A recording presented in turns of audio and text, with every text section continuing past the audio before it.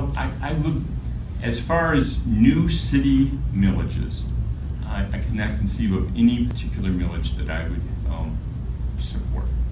Our residents suffer an incredible tax burden in this town, due primarily to the high value of properties in town. So city government has to learn to live within its means. It needs budget discipline. It needs to prioritize its spending.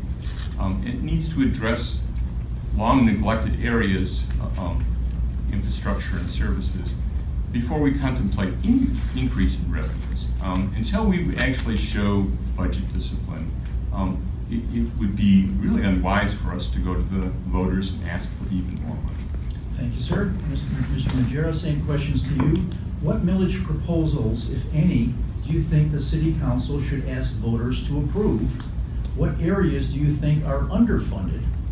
So right now, I think there are two areas where there should be discussion of millages. I'm not saying that we should have them, but I think we should discuss them and look at why it is. An example of that would be our water infrastructure. So the city is in a situation where, because residents have become so efficient in their water use, they've actually had to continuously raise water rates. So we're in a situation where we're not getting the money that we need for our water system. The dioxane plume is something that concerns all of us in terms of having fresh, clean water and maintaining our public health. This is something that we're looking at. Maybe the Ann Arbor is joined in a court case that might help resolve that. Other municipalities have filed to the EPA for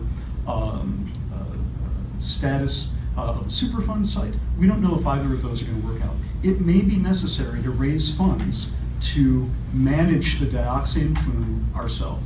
Another thing is pedestrian safety and roads. It may be necessary to improve our infrastructure to make sure that we are safe and that we are looking towards the future of transportation, to make sure that people can get to their jobs, to make sure that people can get to their necessities, and to make sure that we minimize our contribution to climate change with our carbon footprint.